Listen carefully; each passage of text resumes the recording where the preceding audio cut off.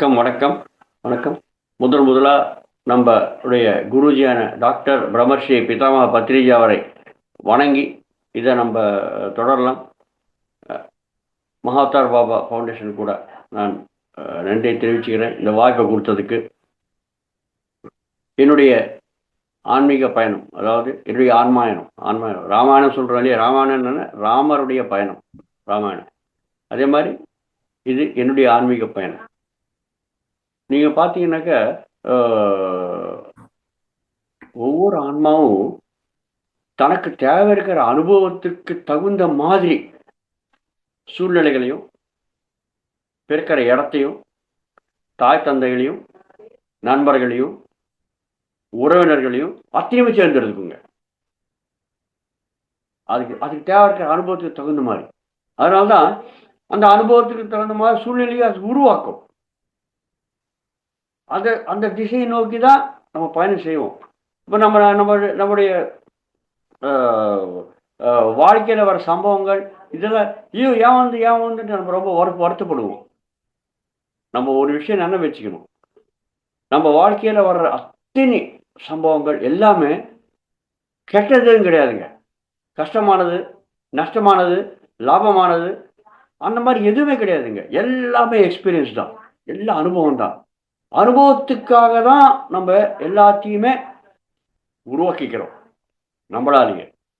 So என்னுடைய ஆன்மா அதுக்கு தேவை இருக்கிற எந்த அனுபவங்களுக்காக இந்த மாதிரி சூழ்நிலைகள் வந்திருக்கோ அந்த அனுபவத்தை நான் உங்களோட பகிர்ந்துக்க விரும்புகிறேன். நான் அதுதான் என்னுடைய ஆன்மாவுடைய பயணம்.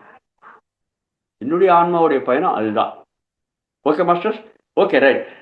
என்னுடைய பேர் விவிஜி ராஜு. நான் சென்னையிலேருந்து சென்னையில் வசிக்கிறேன். நான் 1957 வருஷத்தில் பிறந்தேன். இப்போ எனக்கு 68 வயசு ஆறுது. ஓகே மாஸ்டர்ஸ், இது நான் பிறந்ததுலேருந்து என்னுடைய தாய்மொழி தெலுங்கு. ஆனால் கூட நான் பிறந்ததுலேருந்து நான் சென்னையில், அப்போ இது மெட்ராஸ்னு சொல்லுவாங்க, மெட்ராஸ், இப்போ சென்னை. Okay right. என்னுடைய தாத்தா சென்னைக்கு செட்டில் ஆகிட்டார். என்னுடைய தாத்தா சென்னை செட்டில் இருந்தாலும் எங்கள் அப்பா கூட அவரோட வந்தார். எங்கள் அப்பா இந்த தெலுங்கு ஃபிலிம் இண்டஸ்ட்ரி இருக்கு இல்லையா, சினிமா உலகம். இந்த சினிமா உலகத்தில் அவர் பாட்டு எழுதுவார். பாட்டு, கதை, வசனம் இதெல்லாம் எழுதுகிறவர். முக்கியமாக நீங்கள் பார்த்தீங்கன்னாக்கா இந்த தமிழ்லேருந்து தெலுங்குக்கு டப்பிங் பண்ணுவாங்க இல்லையா, அந்த மாதிரி படங்களில் அவர் பாட்டு, அப்புறம் கதை, வசனம் இதெல்லாம் எழுதுவார் கம்ப்ளீட்டாக. ஸோ அந்த தொழிலில் இருக்கார். நீங்கள் பார்த்தீங்கன்னாக்கா இந்த சினிமா உலகத்தில் இருக்கிற அந்த பாலிட்டிக்ஸ், அதாவது இந்த அரசியல்கள், உண்மையில அரசியல் இருக்காதுங்க. அந்த அளவுக்கு பாலிட்டிக்ஸ் இருக்குது சினிமா உலகத்தில். அது ஒரு பெரிய வியாதியாட்டம் பிடிச்சிக்கும். வியசனம் என்ன, ஒரு பெரிய வியாதி. சிகரெட் குடிக்கிறது ஒரு வியசனம், குடிக்கிறது ஒரு வியசனம். அதே மாதிரி இந்த சினிமா உலகத்தில் வேலை பண்ணுறவங்களுக்கு வேற எந்த வேலைக்கும் போக மாட்டாங்க. அவங்க வருமானம் வருதோ இல்லையோ அதை பற்றி கவலையே கிடையாது. ஆனால் ஏன் இந்த வேலைக்கும் போக மாட்டாங்க. இன்னொரு அரசியல் நான் சொன்னேன் இல்லையா, எவ்வளோ அரசியல் இருக்கிறாங்க. இவர் நிறைய பாட்டில் எழுதுவார், நல்லா அற்புதமான பாட்டில் எழுதுவார். ஆனால் நீங்கள் பார்த்தீங்கன்னாக்கா இவர் பேர் போட மாட்டாங்க, வேற யாரோ பேர் போட்டுக்கிட்டு இவர் அவங்களுக்கு அந்த பாட்டில் எழுதி கொடுப்பா, அவங்க பேர் போட்டுப்பாங்க. இந்த மாதிரி நிறைய இந்த அரசியல் நடக்கும். ஓகே, அது எல்லாத்தையும் நடக்கிறது, சினிமா உலகத்தில் நடக்கிறது. ஸோ அந்த மாதிரி பேர் புகழ் அவர் கிடையாது. ஆனால் வேலை செய்வார், வேலை வருமானம் இருக்காது. அதான் சொன்னேன் இல்லையா, அது அவங்களுக்கு பிடிச்ச தொழில், அதை விட்டு வரமாட்டாங்க. அப்போ என்ன ஆச்சு, வருமானம் இருக்காது. பாருங்க, வருமானம் இருக்கிறதான ஏழ்மை.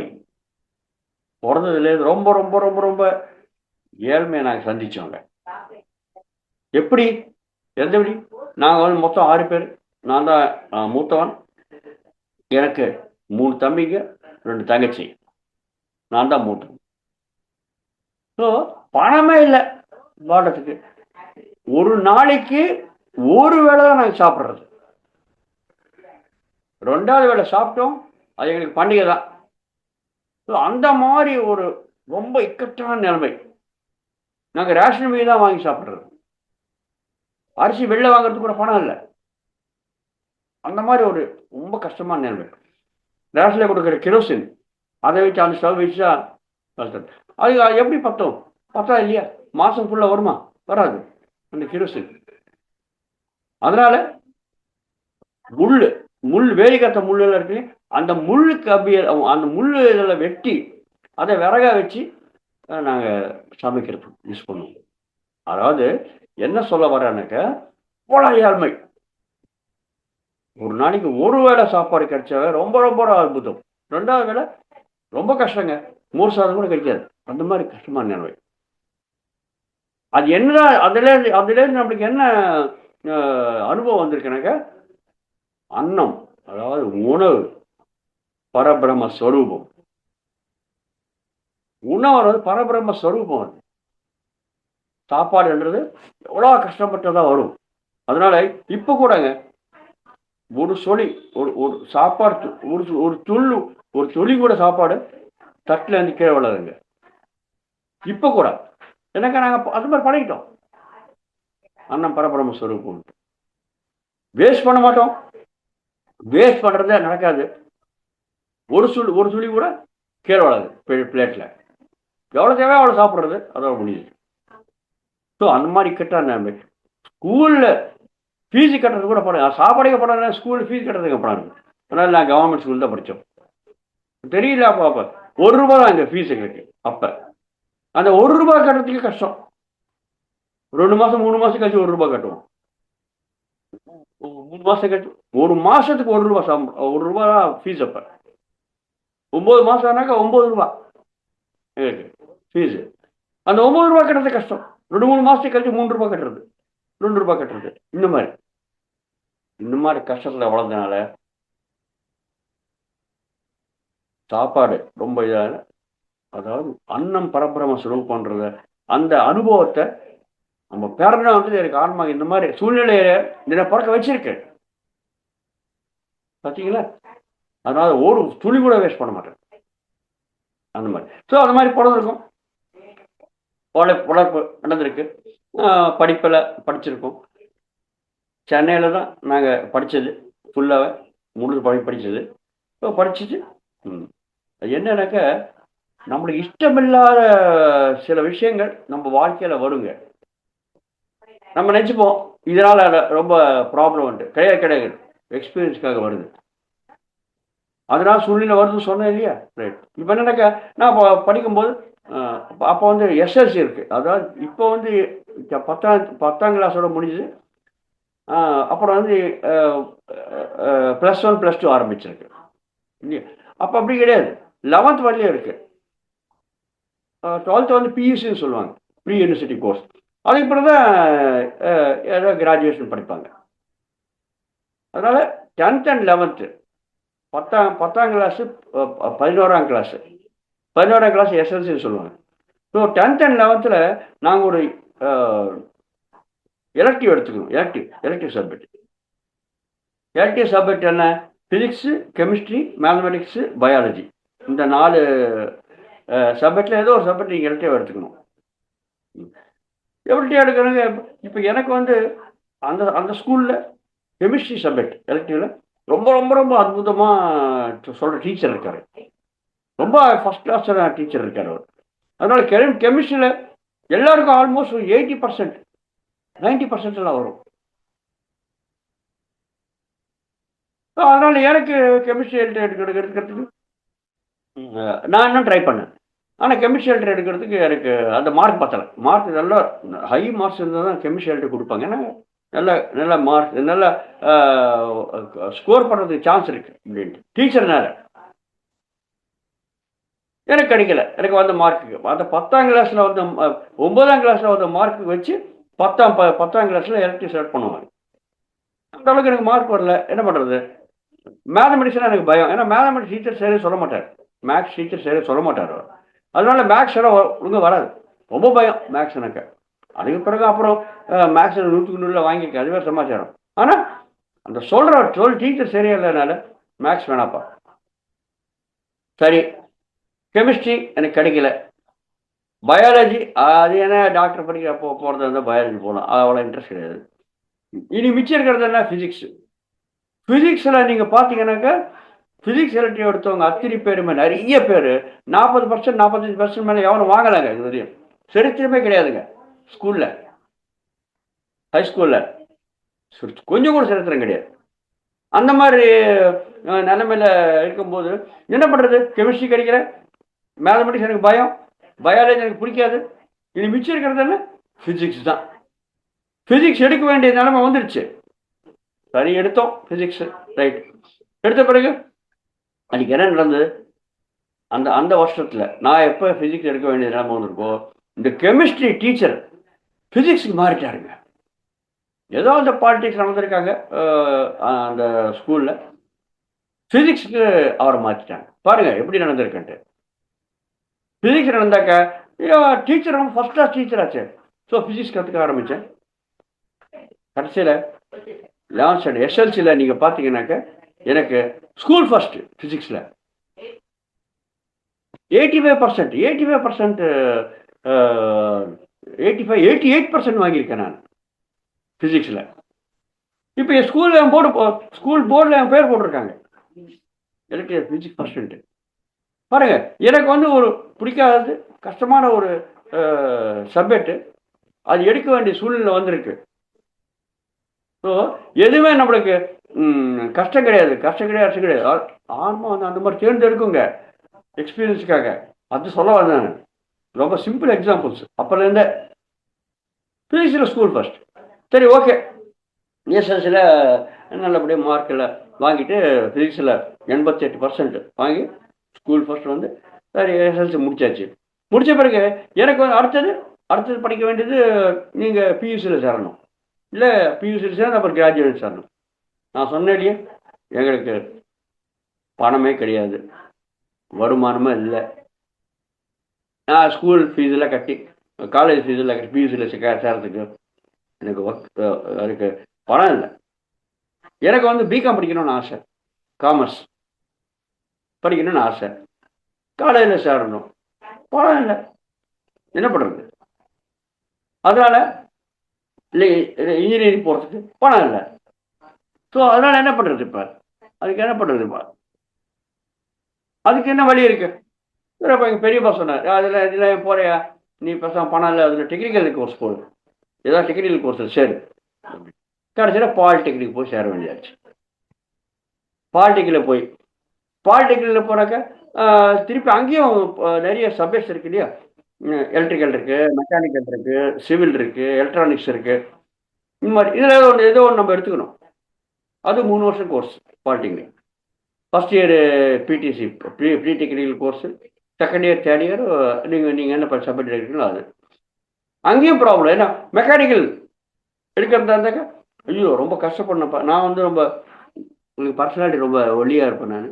அதனால் மெக்கானிக்கல் ஐயோ பயங்கரமாக வேலை பண்ணணும் போல இருக்குது, எக்கச்சக்கமாக. அது மெக்கானிக்கல் எடுக்க வேணாம். எனக்கு சிவில் இன்ஜினியரிங் எனக்கு கொஞ்சம் பிடிக்கும். உங்கள் சிவில் இன்ஜினியரிங்கெல்லாம் எஸ்எல்சியில் வந்த மார்க்குக்கு சிவில் இன்ஜினியரிங் சீட் கிடைக்கல எனக்கு. பார்த்தீங்களா, சிவில் இன்ஜினியரிங் சீட் கிடைக்கல. சிவில் இன்ஜினியரிங் சீட்டுக்கு அப்புறம் அடுத்தது எலக்ட்ரானிக்ஸ் நான் பிடிக்காது. போய் அவன் உட்காந்து அது டிரான்சிஸ்டர் அது இது அவன் பார்த்துட்டு இருப்பாங்க, தேவையில்லை எனக்கு எலக்ட்ரானிக்ஸ் தேவையில்லை. இது மிச்சம் இருக்கிறது என்ன? எலக்ட்ரிக்கல். ஸோ நான் எலக்ட்ரிக்கல் எடுக்க வேண்டிய நேரம் வந்துடுச்சு. பார்த்தீங்கன்னா இப்போ இஷ்டம் இல்லை எனக்கு, எலக்ட்ரிக்கல் எடுக்க வேண்டிய நேரம் வந்துடுச்சு. ஸோ எலக்ட்ரிக்கல் இன்ஜினியரிங்கில் நான் சேர்ந்த டிப்ளமோ இங்கே சிபிடி சென்ட்ரல் பாலிடெக்னிக் சென்னை அடையாறில் இருக்குது. அது கவர்மெண்ட்டு. எனக்கு ப்ரைவேட்டில் சேர்றதுக்கு பணம் எங்கே இருக்குது? இல்லையே. கவர்மெண்ட்டில் போய் பாலிடெக்னிக்கில் போய் சேர்ந்தேன். 3 வருஷம் கோர்ஸ் அது. கடைசியில் பார்த்தா எனக்கு பிடிக்காத கோர்ஸ், சொன்னேன் இல்லையா, வேறு விதி கிடையாது, போய் சேர்ந்தேன். கடைசியில் அந்த 3 வருஷம் ஆன பிறகு எலக்ட்ரிக்கல் இன்ஜினியரிங் டிப்ளமோவில் நான் வந்து பாலிடெக்னிக் ஃபஸ்ட்டு. பாருங்க, அதாவது எந்த வகையில் நம்ம போனாக்க நம்ம மேல் நோக்கி முன்னேற்றத்துக்கும் போகிறதுக்கு வாய்ப்பு இருக்கு. அந்த மாதிரி தான் ஆன்மா செலக்ட் பண்ணி அந்த அனுபவத்துக்காக செலக்ட் பண்ணி நம்மளை அந்த வழியில் போகிறதுக்கு எல்லா விதமான சூழ்நிலையும் உருவாக்கும். நம்ம இஷ்டம் வச்சுப்போம். நம்ம இஷ்டத்துக்கு கிடையாது, ஆன்மாவுடைய அனுபவத்துக்காக அது பிரகாரம் தான் போக வேண்டியதாக இருக்கும். எலக்ட்ரிக்கல் இன்ஜினியரிங் இருக்கு, பாலிடெக்னிக் ஃபர்ஸ்ட்டு. ஓகே ரைட், முடிச்சாச்சு. எல்லாம் முடிச்ச பிறகு நீங்கள் இப்போ வேலை பண்ணணும். வேலை பண்ணோன்னாக்கா அவ்வளோ சீக்கிரம் வேலை கிடைக்காது இல்லையா? நம்மளுக்காக ரெக்கமெண்டேஷன் பண்ணுறது யாரும் கிடையாது. யாரும் சாப்பாடுக்கே கதி கிடையாது. வேற எங்கே ரெக்கமெண்ட் பண்ணுறது எங்கே இருக்கு வேலை கிடைக்கிறதுக்கு? நீங்கள் அப்ரண்டிஸாக போய் சேரணும். எங்கே போய் சேருறது அப்ரண்டிஸாக? சரி, ப்ரைவேட்டாக யாரோ எலக்ட்ரிஷன் கீழே வேலை கற்றுக்கிறதுக்கு போய் சேர்ந்தாச்சு. எவன் பணம் கொடுப்பான்? சம்பளமே கிடையாது, ஒரு சம்பளமும் கிடையாது. என்ன சம்பளம் தெரியுமா? நான் ஒரு நாளைக்கு 10 பைசாக்கு வேலை பண்ணேங்க. 10 பைசா தான் வேலை. அந்த 10 பைசா கூட எப்படி? நான் வந்து டீ காஃபியில் சாப்பிட மாட்டேன். காலையில் சாப்பிட்ருவேன். காலையில் படிக்கும்போது 6:30 மணிக்கு சாப்பிட்டு போயிடுவேன். 8 மணிக்கெல்லாம் பாலிடெக்னிக் ஆரம்பிச்சிருவாங்க. அதனால் 6:30 மணிக்கு சாப்பிட்டு கிளம்பி போயிடுவேன். ஸோ இங்கே இப்போ இதை நான் டீ காஃபியில் எதுவும் சாப்பிட மாட்டேன். ஸோ அவங்க என்ன கொடுப்பாங்க வேலை பண்ணுற இடத்துல? டீ தான் வாங்கி கொடுப்பாங்க. டீ பிஸ்கட் தான் வாங்கி கொடுப்பாங்க சாப்பிட்றதுக்கு. சம்பளம் கிடையாது. பயங்கரமான வேலை. எல்லாம் அந்த காலத்தில் நீங்கள் பார்த்தீங்கன்னா எலக்ட்ரிக்கலில் நீங்கள் பார்த்தீங்கன்னாக்கா இந்த வயரிங், வீட்டு வயரிங் எல்லாம் பண்ணுவாங்க இல்லையா? அந்த வேலை. அப்போ இப்போ இருக்கிற மாதிரி கன்சீல்டு வயரிங் எதுவும் கிடையாது. அப்போல்லாம் எல்லாமே ஓப்பன் தான். வுட்டு கட்டை மேலே வயரிங் பண்ணி பண்ணுற வயரிங். அதுக்கு ஜம்பரில் போட்டு அந்த கட்டையெல்லாம் ஃபிக்ஸ் பண்ணணும், அடிக்கணும், போட்டு அடிக்கணும், சுவிட்சில் போட்டு அடிக்கணும். ஹோல்ட் பண்ணி தானே வாலில் ஃபிக்ஸ் பண்ண முடியும் அந்த கட்டையெல்லாம். அந்த ஜம்பர் போட்டு அடிக்கும்போது இந்த முட்டி பார்த்தீங்கன்னாக்கா ஃபுல்லாக வீங்கிடும். சுற்றி தவறி வந்துச்சுன்னா என்ன ஆகும்? சுற்றி இது மாதிரி விடும் கட்டை இந்த இடத்துல. எப்படி அப்படி வீங்கிடும் ஃபுல்லாக. அந்த மாதிரி ஆனால் வேலை பண்ணி ஆகணும். எப்படி கற்றுக்கிறது? அவ்வளோ பயங்கரமான உழைப்பு. எல்லாம் வீங்கிட்டு இருக்கும். அப்படி அடி சீலிங்கில் போட்டு அடிக்கணும் சுற்றி. எப்படி இருக்கும்? சாதனம் அடிக்கும் போதே காய் தவறி கை மேலே விழுணும். மேலே சீலிங்கில் ஏதாவது ஃபிக்ஸ் பண்ணி இப்படி அடிக்கணும். என்ன ஆகும்? பயங்கரமாக அடியும். இதெல்லாம் அப்படியே அப்படியே முத்தி போயிடும். அப்படி அடி அடி அடி வாங்கி வாங்கி வாங்கி வாங்கி ஒரு நாளைக்கு 10 பைசா தான். ஆனால் நான் டீ குடிக்க மாட்டேன். இந்த டீ குடிக்கிற பணத்தை நான் வாங்கிப்பேன். 10 பைசா ஒரு நாள் 10 பைசா சம்பளங்க எனக்கு. ஸோ அந்த மாதிரி மொத்தத்தை வேலை கற்றுக்கணும். முதல்ல இந்த உழைப்பு உழைப்பு உழைப்பு. எந்த வேலை நம்ம செஞ்சாலும் திரக்கரண சுத்தியா, அதாவது மனதால, சிந்தனையால, சொல்லால, செயலால, இந்த மூன்றையுமே ஒருங்கிணைத்துப்படுத்தி நம்ம எந்த வேலை பண்றோமோ கரெக்டாக அதில் வெற்றி அடைவோம். அதில் சந்தேகமே கிடையாது. பிசிக்ஸ் எனக்கு பிடிக்கல, ஆனா எடுத்தாச்சு, மனப்பூர்வமாக அதை படிக்கிறது. அதே மாதிரி அதை பற்றி பேசுறது அதை பற்றி தான் பேசணும். இல்லை அந்த நோக்கி தான் நம்ம வேலையும் போகணும். அதாவது சிந்தனை, சொல், செயல் எல்லாம் ஒரே கோளில் இருந்தாக்க எந்த வேலையாவது வெற்றி அடைவோங்க. நம்ம அது தகுந்த மாதிரி நம்முடைய ஆன்மா அந்த மாதிரி சூழ்நிலை உருவாக்கும்.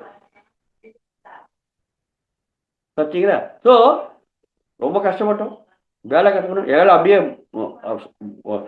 முதுகு மேலே சுமந்த பெரிய பெரிய அந்த காலத்தில் நீங்கள் பார்த்தீங்கன்னா ஃபேன்லாம் வந்து பயங்கர வெயிட்டு. ஒரு ஃபேன் 10 கிலோ இருக்குங்க. 10 கிலோ வெயிட் ஒரு ஃபேன்.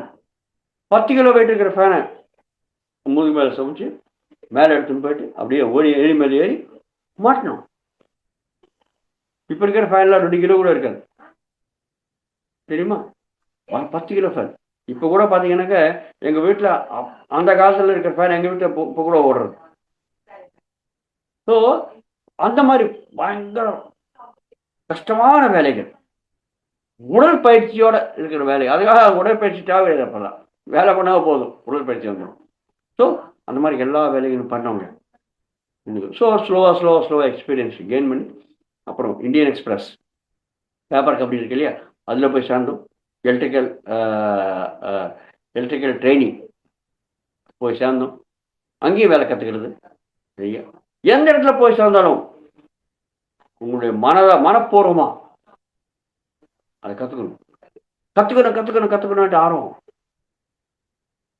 எந்த எந்த எந்த ஃபீல்டு, அதாவது எந்த இது நம்ம போய் சேர்ந்தா கூட அதோடைய அந்தத்தை பார்க்கணும், கடைசியை பார்க்கணும். அந்த அளவுக்கு ஃபுல்லாக கற்றுக்கணும். அதுக்கு மிஞ்சி கிடையாது. அந்த மாதிரி ஒரு மனப்பக்குவத்தோட நான் போய் சேர்ந்தேன். ஏன்னா எல்லாத்துலேயுமே கஷ்டப்பட்டு தான் வந்தேன். சாப்பாடுலேருந்து கஷ்டப்பட்டு வந்தேன். நான் சாப்பிடுக்க எவ்வளோ கஷ்டப்பட்டேன் சொல்ல இல்லையா நான். ஓ, எல்லா இதுலேயும் கஷ்டப்பட்டு முழுசா மனப்பூர்வமாக பண்ணுறது. அப்போ அதுக்கு பிறகு எனக்கு எம்ஆர்எஃப் ரப்பர் கம்பெனி இருக்கு இல்லையா, இப்போ டயர் கம்பெனி இருக்கு இல்லையா, அதில் கேரளாவில் வந்தது. கேரளா போய் சேர வேண்டியது ஆயிடுச்சு. ஆல் இண்டியா லெவலில் 7 இன்டர்வியூஸ் நடத்துகிறாங்க. 7 இன்டர்வியூஸில் நான் ஒரே ஒரு தான் செலக்ட் பண்ணியிருக்காங்க. அவன் கடைசியாக கேரளாவில் இருக்கு போய் அப்படின்ட்டாங்க. கேரளா இருக்கு போனேன். சரி, என்ன பண்ணுறது, நான் எப்போ வேலை பண்ண ஆரம்பித்தேனோ அப்போலேருந்து நான் தான் குடும்பத்தை காப்பாற்ற வேண்டிய நிலைமை வந்துருக்கு. நான் தான் மூத்தவன் இல்லையா, அதான் எங்கள் அப்பாவுக்கு வருமானம் இல்லை சொல்லிட்டேன் இல்லையா. அதனால் கேரளாவுக்கு போனேன். அப்போ எவ்வளோ சம்பளம்? 250 ரூபா சம்பளம்.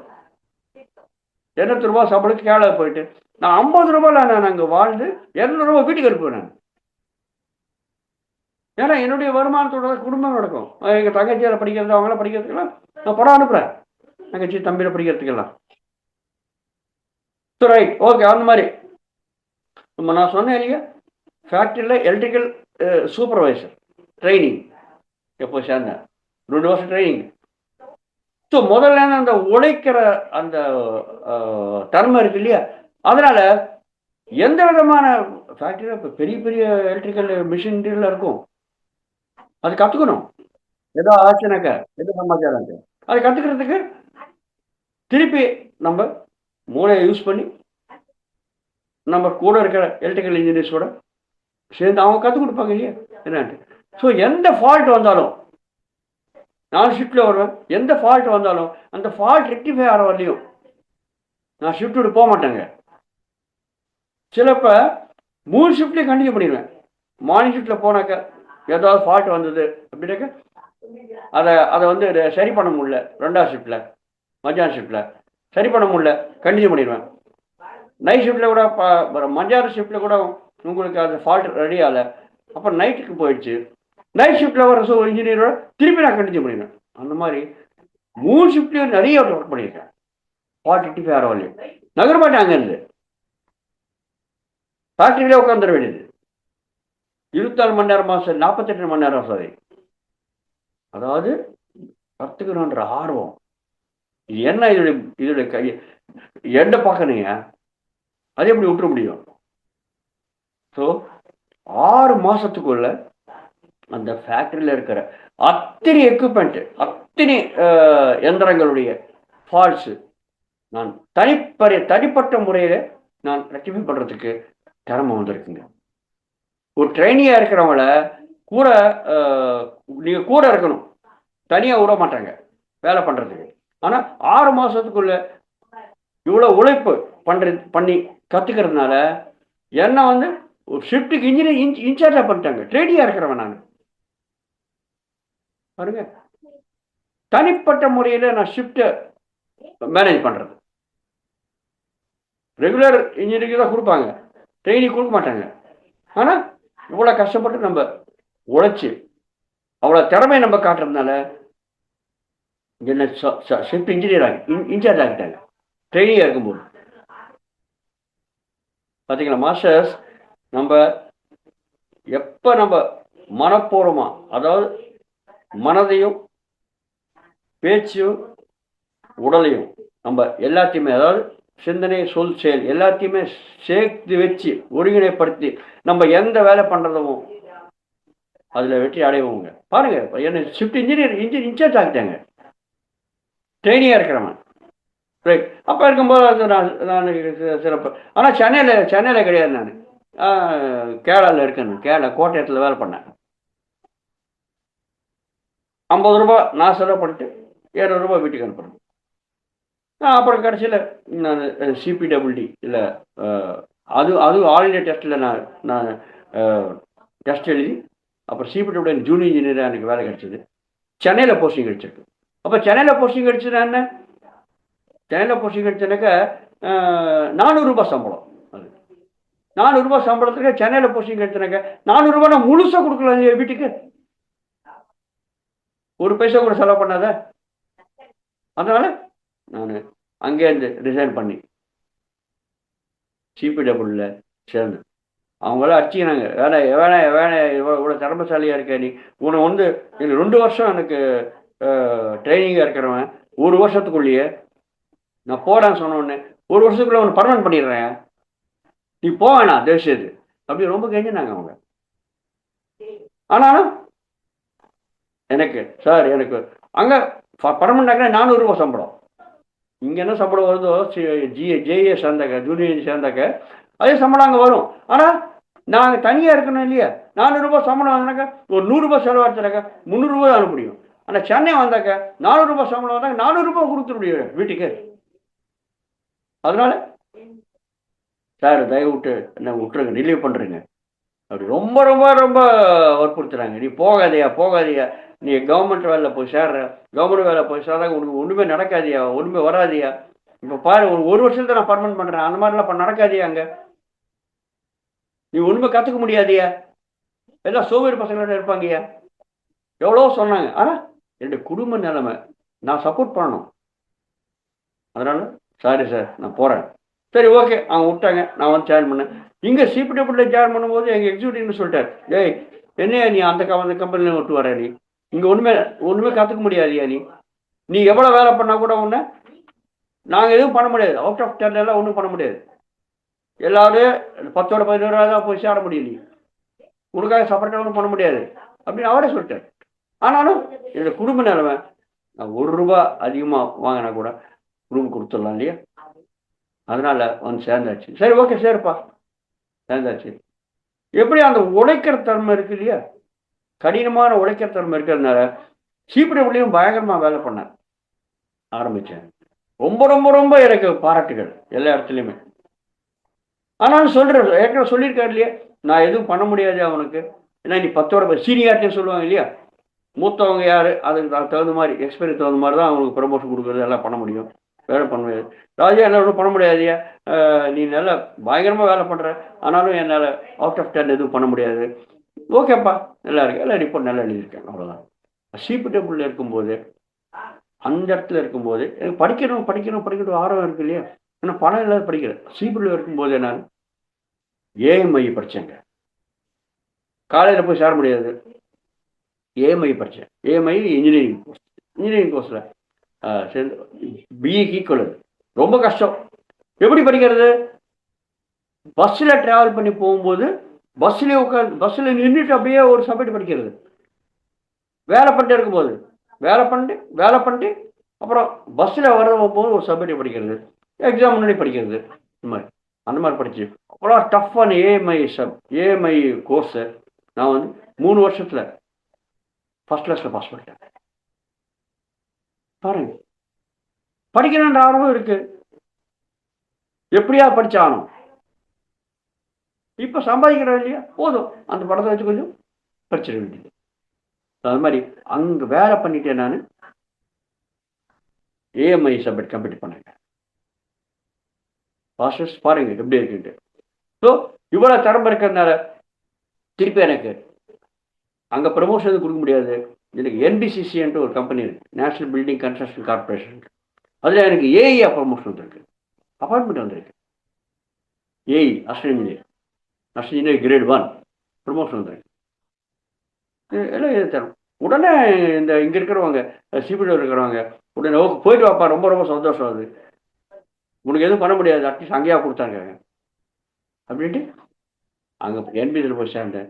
அங்கே சேர்ந்த பிறகு அங்கே நான் எம்இ படித்தேங்க. எம்இ அது சேம் எனக்கு சென்னையில் போஸ்டிங் வந்திருக்கு என்பிசிசியில். அதனால் சென்னையில் சேர்ந்து ஏஇயை அங்கே இருக்கும்போது நான் எம்டெக் எம்இ படித்தேன். நான் power system college of engineering கிண்டியில் படித்தேன். நான் அங்கே வேலை பண்ணிட்டேன், இங்கே படித்தேன். எப்படி உழைக்கிற தன்மை இருக்கு இல்லையா? ஸோ என்னுடைய உழைக்கிற தன்மை பார்த்தவங்க முதல்ல சென்னை ஏர்போர்ட்டில் சென்னை இருக்கிற அந்த என்பிசியில் வேலை பண்ணுற ஒரு இடத்துல என்னுடைய வேலை திறமை பார்த்து அவங்க ரீஜன், அதாவது சதர்ன் ரீஜனில் இருக்கிற எல்லா இடத்தையும் எலக்ட்ரிக்கல் இன்சார்ஜ் பண்ணிட்டாங்க. அத்தனை ப்ராஜெக்ட்லையும் பாருங்க, திறமை இருந்தாக்க நீங்கள் உங்களால் கஷ்டப்பட்டாக்க அதோடைய பலன் வீணாக போகாது. தெரிஞ்சுக்கலாம். அங்கேயும் சொல்ல ஆரம்பிச்சாங்க, என்ன இவ்வளோ வேலை பண்ணுற, நீ இப்படி வேலை பண்ணுற, நீ உனக்கு லாய் கிடையாது, இன்பிசிலுக்கு லாய் கிடையாது, நீ வேற ஏதாவது வேலைக்கு போயிடு. சார் எந்த இடத்துல போய் சேர்ந்தாலும் நீ வேற இடத்துக்கு போ, நீ வேற இடத்துக்கு போன்றீங்களே சார், நான் என்ன பண்ணுறது, நான் வேலை பண்ணுறேன் அவ்வளோதான். அவங்களும் சொல்லிட்டாங்க, என்பிசியில் இருந்தவங்க, நீ ஆப்பர்ச்சுனிட்டி வந்தால் மட்டும், உனக்கு வாய்ப்பு கிடைச்சா மட்டும் உங்களது போயிடணும் அப்படி சொல்லிட்டு இருந்தேன். ரீஜனில், அதாவது சதர்ன் சவுத்தில் இருக்கிற அத்தனை ஸ்டேட்லேயும் இருக்கிற எல்லா அவங்களுக்கு வேலை கிடைச்ச எல்லா இடத்தையும் அவங்க என்ன எலக்ட்ரிக்கல் இன்சார்ஜ் ஆக்கிட்டாங்க. பார்த்தீங்களா? ஸோ உழைச்சிங்கனாக்க நீங்கள் மனப்பூர்வமாக வேலை பண்ணாங்க, சிந்தனை சொல் செயல் எல்லாத்துலேயுமே ஒருங்கிணைப்படுத்தி நீங்கள் எந்த வேலை பண்ணாலும் நீங்கள், அதாவது நம்ம வாங்குற சம்பளத்துக்கு நம்ம நியாயம் பண்ணணும். அதுதான் என்னுடைய எனக்கு 1000 ரூபாய் சம்பளம் கொடுக்குறாங்கனாக்க அவங்களுக்கு 5000 ரூபாய் வேலை பண்ணி கொடுக்கணும். அதுதான் என்னுடைய நோக்கம். அந்த மாதிரி என்னுடைய புத்தியோட, அந்த மாதிரி மனப்பக்குவத்தோட நான் வேலை பண்ணுறது. ஆனால் அங்கே இருக்கும்போது அது என்பிசியில் என்னன்னாக்க, அது எந்த இடத்துல பாலைவனத்தில் வேலை கொடுப்பாங்க, ஒரு இடத்துல ஒரு வாட்டி, இல்லை காட்டில் போய் வேலை பண்ணணும். அந்த மாதிரி வேலைகள் வரும் அவங்களுக்கு. காட்டில் போய் வேலை பண்ணுவாங்க, பாலைவனத்தில் வேலை பண்ண இருக்கும், எங்கே தூரமாக இருக்கிற கிராமங்களில் இருக்க அந்த மாதிரி இடத்துல சில வேலை கிடைக்கும். அந்த எந்த ப்ராஜெக்ட் வருதோ அந்த அந்த இடத்துல போய் சேரணும் நம்ம வேலை பண்ணுறது. ஸோ எங்கே போய் சேரவும் தெரியாது, எங்கே இருக்கும் தெரியாது.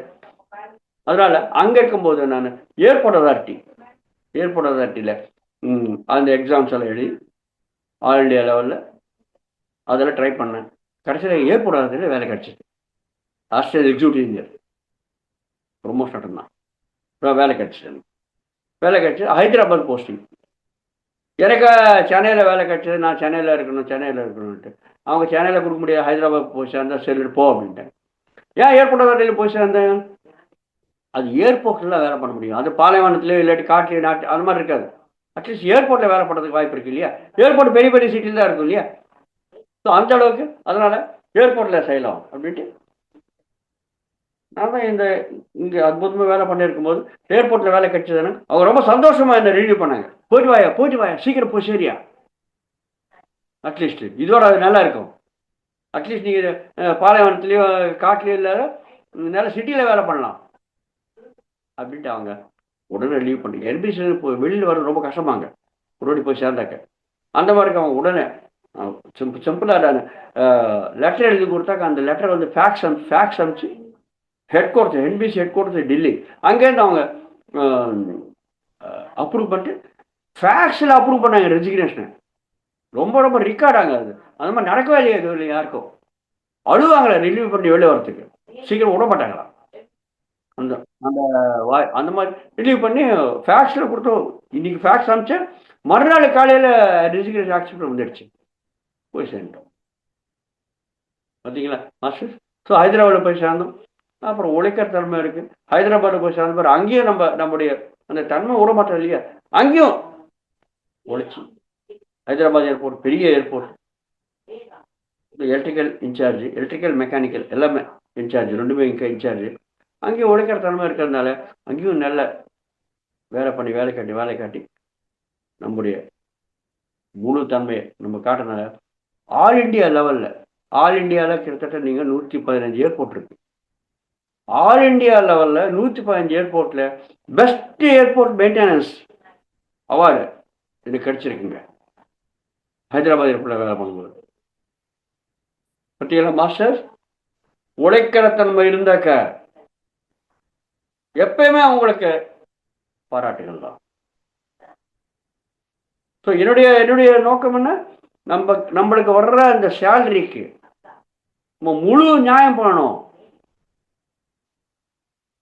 2000 ரூபாய் சேலரி வருது அப்படின்னாக்க குறைஞ்சி 10,000 ரூபாய் வேலையை நம்ம எந்த ஆர்கனைசேஷன் பண்ணுறோமோ அந்த கம்பெனி கொடுத்தாகணும். அந்த ஒரு நோக்கத்தோடு தான் நான் வேலை பண்ணுறது. இவங்க பாராட்டம் அவங்க பாராட்டம் கிடையாது. அந்த நம்ம எந்த வேலை பண்ணுறோமோ அந்த ஆர்கனைசேஷன் அந்த கம்பெனி மேல்நோக்கி உருவாகிறதுக்கு வாய்ப்பு இருக்கு, உறுதி அடைகிறதுக்கு வாய்ப்பு இருக்கு. ஸோ அந்த நோக்கத்தோடு தான் எல்லா இடத்துலையும் வேலை பண்ணுறது. பார்த்தீங்களா? ஸோ எனக்கு வந்து ஹைதராபாத் போகிறதுக்கு பிடிக்காது. ஏன் சென்னையில் இருந்தாக்க வட சாப்பிட்றதுக்கு கொடுக்கலாம் இல்லையா?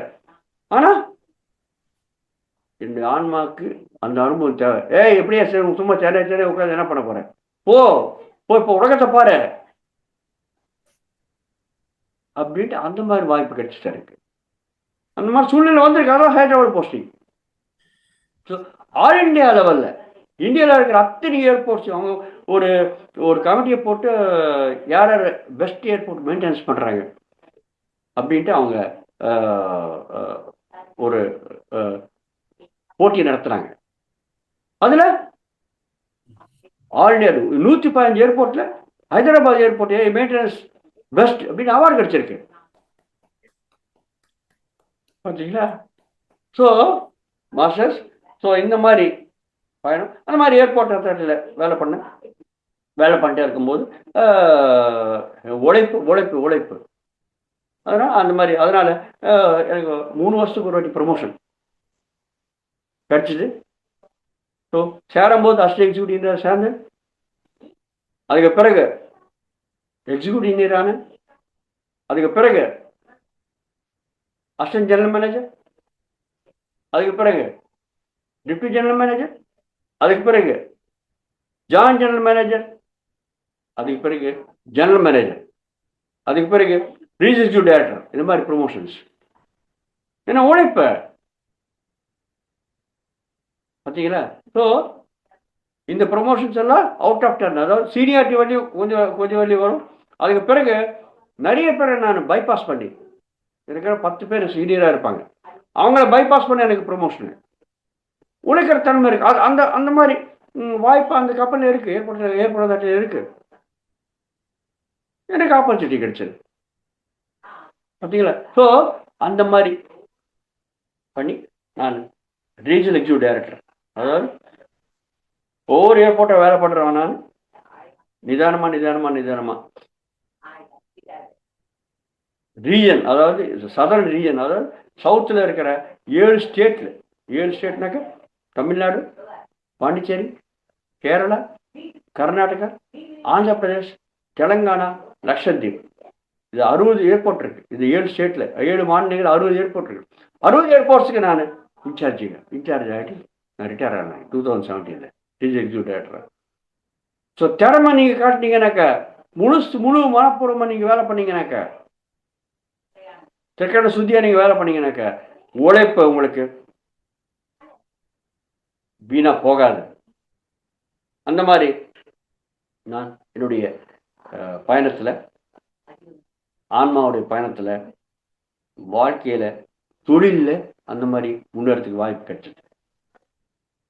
ஓகே மாஸ்டர், இப்போ ஆன்மீக விஷயத்தை எப்படி நடந்தது அதை பற்றி நம்ம தெரிஞ்சுக்கலாம்.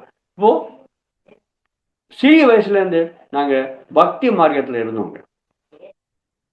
ஓகே, எப்படி எனக்கு நாங்கள் இந்த பிரம்ம சமாஜம்னு சொல்லுவாங்க. நீங்கள் அந்த பிரம்ம சமாஜம் என்ற பேடி இப்போ இப்போ இப்போ இப்போ நீங்கள் பார்த்தீங்கன்னாக்கா இந்த பிரம்மகுமாரிஸ் என்ற பேடி கேள்விப்பட்டிருப்பீங்க. ஓகே, அந்த பிரம்மகுமாரிஸ் ஒரு தெலுங்குல சொல்லுவாங்க பிரம்ம சமாஜம் அப்படின்னு சொல்லுவாங்க. அந்த எங்களுடைய தாத்தா, அதாவது எங்களுடைய அம்மாவுடைய அப்பா, அவங்களாம் இந்த பிரம்ம சமாஜத்தில் இருந்தாங்க. ஸோ அதனால அந்த சமயத்தில் எங்கள் அப்பா வந்து பக்தி மார்க்கெட்டில் இருந்தார். எங்கள் அம்மாவுடைய அப்பா எங்கள் தாத்தா வந்து பிரம்ம சமாஜம், எங்கள் அப்பா நார்மல் பூஜைகள் இது. ஸோ எங்களுக்கெல்லாம் இந்த சிறிய வயசுலேருந்து, அதாவது சிறிய வயசுனாக்க 10 வருஷத்துலேருந்து 10வது வயசுலேருந்து சாயங்காலத்தில் நாங்கள் இந்த பிரம்ம சமாஜத்தில் இருக்கிற அந்த பஜனை பாட்டுகள் பாடி, பிரார்த்தனை கீதங்கள் பாடினதான் எங்களுக்கு நைட்டில் சாப்பாடுங்க.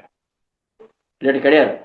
10வது வயசுலேருந்து அந்த மாதிரி சூழ்நிலையில் நாங்கள் வளர்ந்தோம். நைட்டில் 6 மணிக்கு சாயங்காலம் 6 மணிக்கு உட்காந்து 6லேருந்து 7 வரலையும் 1 மணி நேரம் இந்த பஜனை பாட்டுகள் பாடினதா சாப்பாடு. அந்த மார்க்கில் வரணும். அப்புறம் எங்கள் அப்பா வந்து பூஜைகள், சாய்பாபா, வெங்கடேஷ் பெருமாள், இந்த மாதிரி பூஜைகள். ஸோ ரெண்டுமே காலையில் பூஜைகள் பண்ணுறது, சாயங்காலத்தில் இந்த பஜனை பிரார்த்தனைகள் பண்ணுறது. எங்கள் அம்மா எல்லாம் ஹார்மோனியெல்லாம் வாசிப்பாங்க, வீணை வாசிக்கு. ஸோ அவங்க வீணை ஹார்மோனியம் வாசித்து அதில் அவங்க சங்கீதத்தை கொடுப்பாங்க. நாங்கள் பஜனை பாட்டு, அவங்களும் பாடுவாங்க, நாங்களும் பாடுறோம். எல்லாமே எங்கள் பசங்க எல்லாமே 6 பேரும், நாங்கள் 6 பேரும். இல்லை சாப்பாடு கிடைக்காது.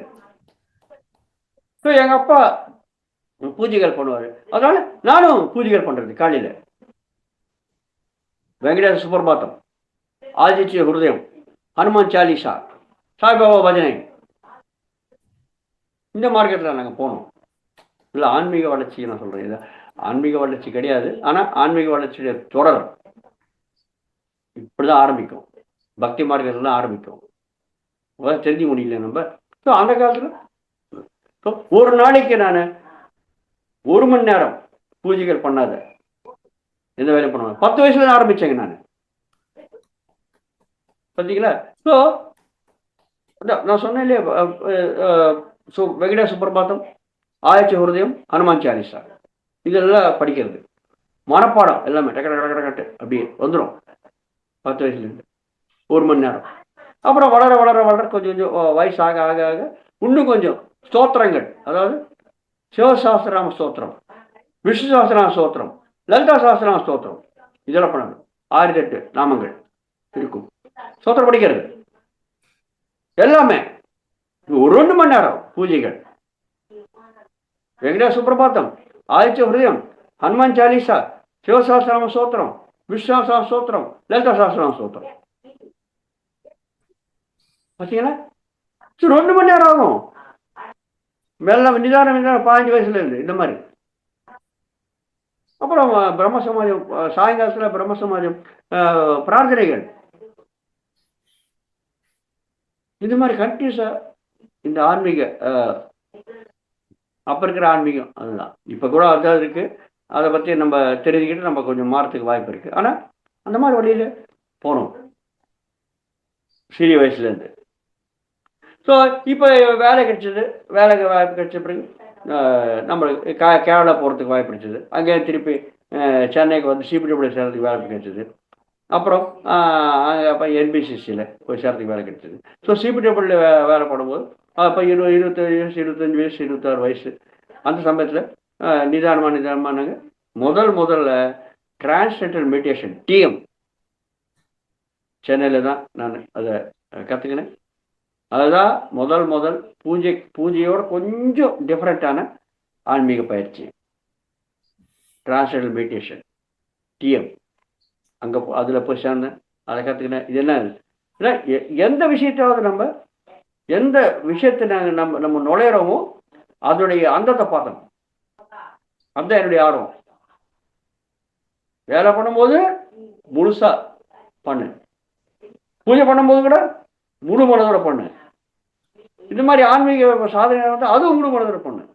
ஸோ டிஎம் டிரான்ஸ்ஜெண்டர் மெடிடேஷன் கற்றுக்கினேன். அதுக்கு பிறகு எல்லா யோகாசனாஸ், உடற்பயிற்சி, அத்தனை உடற்பயிற்சி, அத்தனை ஆசனம் நான் போடுவேங்க. நான் அதையும் கற்றுக்கினேன். ஏன்னா நம்ம என்ன நினைக்கிறோம், யோகானாக்க உடற்பயிற்சின்னு நினைக்கிறோம். அப்படித்தானே? இப்போ கூட அந்த மாதிரி தான் நம்ம எண்ணம் இருக்கு.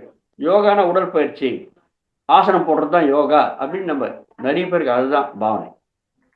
ஓகே, யோகானா அது கிடையாது, அப்புறம் தெரிஞ்சுக்கணும், அது வேறு சமாச்சாரம். யோகானா என்ன, இணைந்து இருக்கிறது. எதோடு இணைந்து இருக்கிறது? நம்மளுடைய உடலோடு உணர்ந்தீங்கன்னாக்கா அது உடற்பயிற்சி, மனதோடு இணைந்ததுனாக்கா அதுதான் தியானம். ஓகே, ஸோ எதோடு இணைந்திருக்கோமோ அதுதான் யோகம். இப்போ சிறிய வயசுலேருந்து வேலை பண்ணாக்கா அது வேலையோட முழுசாக இணைந்திருக்கிறது. அதனால தான் வேலை நம்மளுக்கு நல்ல வாய்ப்பு கிடைச்சிது, பேர் கிடைச்சிது. படிக்கும்போது அதோட இணைந்திருக்கிறது. அதனால தான் ஸ்கூல் ஃபஸ்ட்டு, காலேஜ் ஃபஸ்ட்டு. பார்த்தீங்களா? அதுதான் யோகம். Okay, right. ஸோ இந்த மாதிரி டிரான்ஸ்லேஷன் மெடிடேஷன், உடற்பயிற்சிகள். உடற்பயிற்சி போடும்போது எல்லா ஆசனம் போடுவேன் நான். சார் சொல்றாரு, உடனே அவர் காட்டுறாரு, போட்டு காட்டுறாரு, உடனே நான் ஆசனம் போட்டுறேன். அவருக்கு ஆச்சரியம் ஆகிடும். இல்லையா நீ ஏற்கனவே கற்றுக்கிட்டு வந்திருக்கியா அப்படின்னு கேட்பேன். இல்லை இல்லைங்க, நீங்கள் போடுறது பார்த்து தான் நான் போடுறேன். ஸோ அந்த மாதிரி நூற்றுக்கணக்கான ஆசனங்கள் போடுறது உடற்பயிற்சியில் கணக்காக போட்டுறது, அதையும் விடுறது கிடையாது. ஸோ இந்த மாதிரி போக போக போக இனி நம்மளுக்கு ஏர்போர்ட்டில் வேலை பண்ண பிறகு ஹைதராபாத்லேருந்து திருப்பி எனக்கு ப்ரொமோஷன் வந்து எக்ஸிக்யூட்டிவ் ப்ரொமோஷன் வந்து எனக்கு கோவா ப்ராஜெக்டில் போட்டாங்க. கோவா ப்ராஜெக்டில் கோவாவில் நான் வேலை பண்ணும்போது அங்கே வந்து நான் கற்றுக்கினேன் பிரம்மகுமாரிஸில் போய் சேர்ந்தேன். இதெல்லாம் பண்ணும்போது நான் என்னுடைய பூஜை பண்ணுறது மட்டும் விடலைங்க. பூஜை பண்ணேன் ஒரு நாளைக்கு 2 மணி நேரம் பூஜை பண்ணுவேன். எல்லாம் அதெல்லாம் பண்ணிட்டே இருக்கிறது, அதை விடுறது கிடையாது. அது இதையும் பார்க்கறது, இது என்ன அது என்ன, அது ஆர்வம், அவ்வளோதான். ஸோ கோவாவில் இருக்கும்போது நான் பிரம்மகுமாரிஸில் போய் சேர்ந்தேன். அதுவும் அவர் ஒரு ஒரு விதமான பயிற்சி சாதனை. அவன் கண்ணை திறந்து பிரம்ம பாபா அப்படின்ட்டு ஒரு வடக்கை வச்சு பார்த்து அவன் பார்ப்பாங்க. மனதோடு பண்ணுற சில வேலைகள், அது மனதோட பண்ணுற சங்கல்பம், மனதோட பண்ணுற நம்ம எண்ணங்கள், கண்ணு திறந்தா பண்ணுறோம் இல்லையா. ஸோ அதையும் நான் கற்றுக்கணும். சொல்லிக்க போயிட்டு மவுண்ட் அபு, அதாவது அவங்களுடைய பிரம்மகுமாரிஸுடைய ஹெட் குவார்ட்டர்ஸ் மவுண்ட் அபுக்குள்ள நான் போயிட்டு வந்தேன். ஒரு வாரம் ஆயிடுச்சு. கற்றுக்கின பிரம்மகுமாரியில் போய் சேர்ந்த, கோவாவில் சேர்ந்த ஒரு வருஷத்துக்குள்ள மவுண்ட் அபு போயிட்டு வந்தேன். அதுக்கு என்ன விஷயம், எந்த விஷயத்தில் நம்ம தலையிட்டாலும் அதனுடைய அந்தத்தை பார்க்கணும், டீப்பாக போகணும், ஆழமாக போகணும். இல்லை அப்படியே போயிட்டு பறந்து போயிடக்கூடாது, எதையாவது கற்றுக்கணும். பார்த்தீங்களா, இது ஆன்மீக பயத்தை நான் சொல்கிறேன். இப்போ ஸ்பிரிச்சுவல் ஜர்னி இது. ஓகே, பௌதிகமாக நான் சொல்லியிருக்கேன், இது ஸ்பிரிச்சுவல் ஜர்னி. இப்போ ரெண்டுமே பேரலாக போகிறது, ரெண்டுமே சாமானியான மேலே போயிட்டே இருக்கு, தட வரமாட்டேன். இது ஒரு சைடில் ஸ்பிரிச்சுவல் ஜர்னி, இன்னொரு சைடில் பௌதிகமான தொழில் வாழ்க்கை, ரெண்டுமே சேர்ந்து ஈக்குவலாக போயிட்டே இருக்கணும். பிரம்மகுமாரியில் கற்றுக்கிட்டு மவுண்ட் பேரில் போயிட்டு அங்கெல்லாம் அப்புறம் எனக்கு அங்கே கோவாவில் டெல்லி ட்ரான்ஸ்ஃபர் ஆகிடுச்சு, ஹெட் குவார்ட்டர்ஸ் அங்கே ட்ரான்ஸ்ஃபர் ஆகிடுச்சு. ஸோ டெல்லிக்கு போன பிறகு பிரம்மகுமாரிஸ் கண்டினியூ பண்ணி டெல்லியில் வந்து வேலை பண்ணும்போது திருப்பி அந்த வேலை திறமையில் நிறைய விஷயங்கள் நாங்கள் சில புதிய விஷயங்களை நாங்கள் நடைமுறைக்கு எடுத்துகிட்டு வந்தோம். டெல்லியில் வேலை பண்ணும்போது எங்களுடைய ஃபீல்டில், எலக்ட்ரிக்கல் ஃபீல்டில். அப்புறம் அந்த இதனால திருப்பி ஹைதராபாத் போஸ்ட் பண்ணாங்க. எனக்கு 2வது வாட்டி அந்த மாதிரி சூழ்நிலை வந்திருக்கு. ஹைதராபாத் போஸ்ட் பண்ண வேண்டிய சூழ்நிலை வந்திருக்கு. ஹைதராபாத்தில் செகண்ட் டைம் போஸ்ட் பண்ணாங்க. அதாவது 2000 வருஷத்தில் எனக்கு ஹைதராபாத்தில் போஸ்ட் பண்ணாங்க. அந்த சமயத்தில் ஹைதராபாத் வந்திருக்கும்போது நாங்கள் சித்த சமாதி yoga, meditation yoga, SSY MMY அது கூட நான் கற்றுக்கினேன். நடுவில் பாருங்க எத்தனை வழிகள் இருப்பாங்க கற்றுக்கிறதுக்கு ஆன்மீகத்தில். அதையும் நான் கற்றுக்கிட்டு அதையும் பயிற்சி எல்லாமே பிரம்மகுமாரிஸ் அதையும் கண்டினியூஸாக பண்ணிட்டே இருக்கேன். பூஜை பண்ணுறது அதுவும் பண்ணிட்டே இருந்தேன். Okay master. இப்போ என்ன ஆச்சு, கல்யாணம் ஆன பிறகு மனைவி எங்கள் மிஸ்ஸஸுக்கு டெலிவரி சமயத்தில் ஆஸ்மா ப்ராப்ளம் வந்திருக்குங்க. ஹைதராபாத் ஏர்போர்ட்டில் 2வது வாட்டி வந்து வேலை பண்ணும்போது எங்கள் மிஸ்ஸஸுக்கு ஆஸ்மா ப்ராப்ளம் தெரியலையே. உலகம் ஃபுல்லாக காத்திருக்கும், அவங்க மூக்கில் போகாது, நுரையீரலுக்கு போகாது, பிடிப்பாங்க அப்படியே. அதனால் எங்கே போனாலும் நாங்கள் ஹாஸ்பிட்டல் பக்கத்தில் வீடு பார்க்க வேண்டிய நிலைமை வந்துடுச்சு. உடனே அவனுக்கு போய் அட்மிட் பண்ண வேண்டியதாக இருக்கும் ஐசியூ தான் டைரெக்டாக. அந்த ஆஸ்மா ப்ராப்ளம் வந்துனாக்கா டைரெக்டாக போய் ஐசியூ 3 மாதத்துக்கு ஒரு வாட்டி நாங்கள் ஐசியூ போக வேண்டிய நிலைமை வந்துருக்கு. அந்த மாதிரி ஆஸ்மா ப்ராப்ளம். அதனால் ஹைதராபாத் ஏர்போர்ட்டில் வீடு வாங்கியிருக்கேன். பாருங்கள், ஆன்மீக பயணமும் இருக்குது, அதே சமயத்தில் பௌதிக வாழ்க்கையும் ரொம்ப எல்லா விதமான சலுகைகள் நாங்கள் பெற்றதுக்கு வாய்ப்பு கிடைச்சிது. ஏர்போர்ட்டில் வேலை பண்ணுறோம், நல்லா சம்பளம் எல்லாம் என்ன இருக்கு. ஸோ வீடு, அங்கே சொந்த வீடு வாங்கியிருக்கோம், அப்பார்ட்மெண்ட்டில் ஃப்ளாட் ஒன்று அங்கே இருக்க வேண்டியது. ஸோ அந்த வீட்டுக்கு பக்கத்திலேயே ஒரு 10 நிமிஷம் தூரத்திலேயே அப்போலோ ஹாஸ்பிட்டல், இன்னொரு 5 நிமிஷம் தூரத்தில் ஸ்கூல் நடந்து வர்றதுக்கு, 5 நிமிஷம் தூரத்தில் ஏர்போர்ட், ஹைதராபாத் ஏர்போர்ட். ஸோ அந்த மாதிரி அதுக்கு பிறகு எந்தெந்த இடத்துக்கு நாங்கள் போகிறோமோ எல்லா இடத்துலையும் நாங்கள் ஹாஸ்பிட்டல் பக்கத்தில் வீடு பார்த்துக்கிறது. எனக்கு ரொம்ப சிவியர் ஆகிடும். உடனே ஃபோன் பண்ணுவாங்க, ஆஃபீஸுக்கு ஃபோன் பண்ணுவாங்க, உடனே ஜாயின் பண்ணு ஹாஸ்பிட்டலில். எடுத்து போய் ஜாயின் பண்ண வேண்டியது, ஐசியூவில் ஜாயின் பண்ண வேண்டியது, அவங்க ஐசியூவில் போட வேண்டியது. ஐசியூவில் போட்டு நான் ஐசியூவில் போட்டாக்க யார் இருக்க முடியும்? யாரும் இருக்க முடியாது. நானே என் பையன் காலில் இருந்து அவனை ஸ்கூலில் போய் சேர்த்துட்டு நான் ஆஃபீஸ் போயிடுவேன். ஏன்னா ஐசியூவில் இருக்க முடியாது.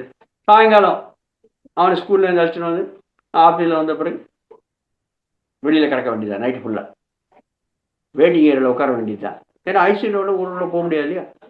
காலையில் எழுந்திரிச்சு திருப்பி அங்கே போகணும். அந்த மாதிரி 3 நாள், 3 மாதத்துக்கு ஒரு வாட்டி 3 நாள் சேர வேண்டியது. அது அந்த மாதிரி வாழ்க்கையை அனுபவிச்சிருக்கோம். ஸோ ஹைதராபாத்தில் போஸ்டிங் வந்திருக்கும் போது அப்போ வீட்டு பக்கத்திலேயே மெயின்டெனன்ஸ் சென்டர், எது நம்ம பிரமிட் மெயின்டெனன்ஸ் சென்டர், ஒரு 5 நிமிஷம் இந்த பக்கம் 5 நிமிஷம் வந்தாக்கா ஸ்கூலு, அந்த பக்கம் 5 நிமிஷம் நடந்து போனாக்கா மெயின்டெனன்ஸ் சென்டர், இன்னொரு 10 நிமிஷம் போனாக்கா அப்போலோ ஹாஸ்பிட்டல், 5 நிமிஷம் போனாக்கா ஏர்போர்ட். அந்த மாதிரி இடம் வீடு. ஓகே. ஸோ இவங்களுக்கு தான் பயங்கர ஆஸ்மா ஆச்சு. காலைல நான் வந்து என்ன பண்ணுவேன், என் பையன் ஸ்கூலில் விட்டு நான் காரில் போயிடுவேன் இதுக்கு நம்ம ஏர்போர்ட்டுக்கு. நான் மத்தியான சமயத்தில் ஒரு 3-3:30 ஸ்கூல் விட்டுருவாங்க இல்லையா, அந்த சமயத்தில் எங்கள் மிஸ்ஸஸ் 5 நிமிஷம் நடந்து போகணும். அங்கேருந்து வீட்டில் நடந்து வந்து அவனை அழைச்சிட்டு போவாங்க. இவங்களுக்கு ஏற்கனவே ஆஸ்மா ப்ராப்ளம், நிறைய மாத்திரை, ஒரு நாளைக்கு 20 மாத்திரை 25 மாத்திரை போட்டுப்பாங்க. 3 மாதம் கூட ஐசியூ போவாங்க. அந்த மாதிரி நிலைமை. ஸோ அந்த மாதிரி இருக்கும்போது ஒரு நாள் என்னாச்சுனாக்கா அவங்களால சாயங்காலம் அந்த 5 நிமிஷமும் நடந்து எடுத்து வர முடியல. நிறைய தாய்மார்களில் வருவாங்க இல்லையா, அவங்க பசங்களை எடுத்துன்னு போகிறதுக்கு சாயங்காலத்தில். அப்போ அந்த சமயத்தில் இவங்க நிலைமை பார்த்தாங்க. அவங்க எல்லாம் சில ஒரு அம்மா பார்த்துட்டு, என்னம்மா மெடிடேஷன் சென்டர் பக்கத்தில் இருக்கம்மா, நீங்கள் போய் சேருமா, எல்லா வியாதியும் நயமாயிடும், குணமாயிடும் அப்படின்வாங்க. அவங்க என்ன பண்ணுவாங்க, பௌர்ணமி அன்னைக்கு அமாவாசை அன்னைக்கு அவங்க சாப்பாடு போட்டு தியானம் கற்றுக் கொடுப்பாங்க.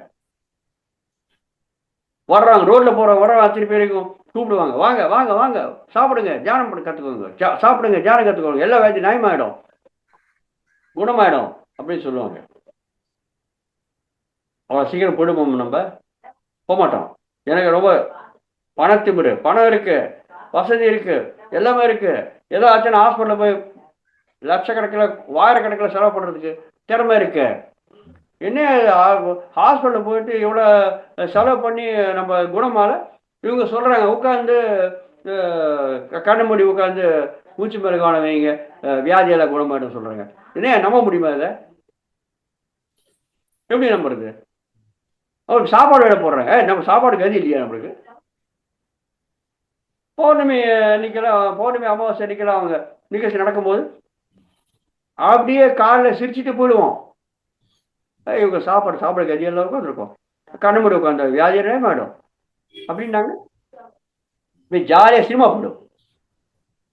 பார்க்க போயிடுவோம். அவ்வளோதான். அந்த மாதிரி தான் இருக்கும் புத்தி, அந்த மாதிரி தான் நடந்தது புத்தி, அந்த வழிதான் காட்டுறது போகிறதுக்கு. ஸோ ஒரு நாள் என்னாச்சு, இவங்களால சாயங்காலம் கூட அழைச்சின்னு வர முடியல. என் பையனை 5 நிமிஷம் நடந்து கூட அழைச்சின்னு வர முடியல. ஸோ கூட இருக்கிற தாய்மார்களில் ஒரு அம்மா, அவங்க தியானம் பண்ணுறவங்க, அவங்க வற்புறுத்தி எடுத்துகிட்டு போனாங்க எங்கள் மிஸ்ஸஸ் அந்த தியான சென்டருக்கு. 5 நிமிஷம் தான் நடந்து போகிறாங்க, வற்புறுத்தி அங்கே தியானம் பண்ணுறாங்க. கடைசி 10 நிமிஷம் இருக்குது முடியறதுக்கு.